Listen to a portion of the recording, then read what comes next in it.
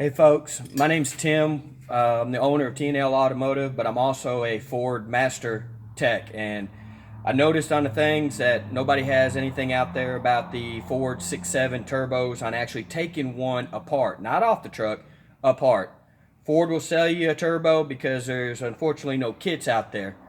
But what I'm going to show you is a few things that I'm trying on a core to see how it works. And I will tell you, don't attempt this unless you are confident and kind of skilled in doing some of this stuff, because if you break something, these are a whole nother animal inside. You're done and you're buying a turbo.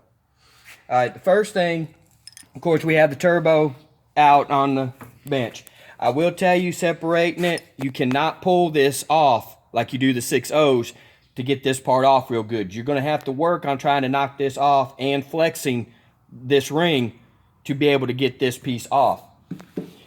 All I did was tap it with a hammer lightly on the side of here and a side over here and occasionally here, and it worked right off.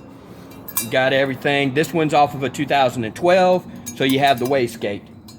Just set that to a side.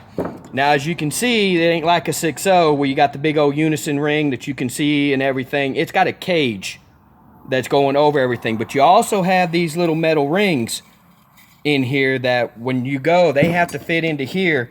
So I highly recommend you buff all this real good and clean to not break these when you go. Now, what I did is I took my little pry bar here and I actually grinded it a little thinner. You have to go lightly. I've already popped this off, so it'll come thing, but you got to get in between the seams. They'll be tight, and you just got to lightly tap as you go, and it will slowly start to work itself up. As you can see, if you're not careful, you are going to break it. You don't want a big hammer. I got my trusty little diesel hammer that I made for a lot of different diesels and stuff, but you just go around and you carefully go, and there she lifts off. There's the cage. We've already pulled some of these off. You have two pivot points. You have these that have to go in these lines, in these holes here, as well as it's notched on the ring. So when you actually go to put this back on, there's a pin, there's a hole in the cage, and I don't know if you can see or not, but this cage is actually broken. It was prior to me taking it apart. So you have to line everything up.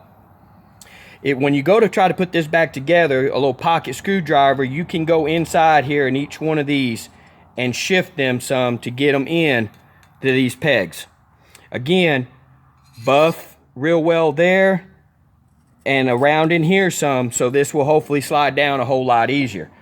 Now, this one had a boosting issue after it sat in idle. As you can see, there is no movement in this ring at all. I'm even trying with a little screwdriver. I'm having a hard time even trying to get it to pry up. So again, real carefully, go around it, working it off.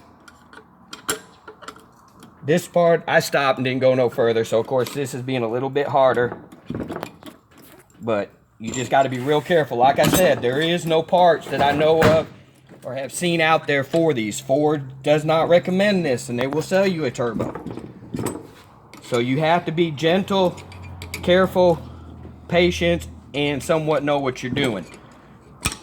There, the ring is off. See how nasty it all is?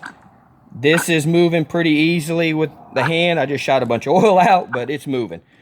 My recommendation to it to fix it, what it's going to do is take you a die grinder with a carbide bit or whatever. Go around this edge right here.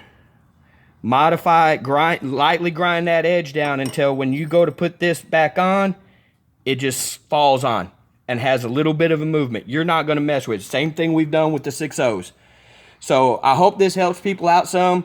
I can't really do anything because, like I said, this is a core, and I didn't want to chance it to fight to try to put it on their truck and then something goofs up. But from the looks at it, I didn't care if anything broke because we got another turbo for it. And maybe this will help some of y'all out there to get them fixed without having to pay, a couple grand for a turbo on it. That's about it. Appreciate it, y'all, and good luck.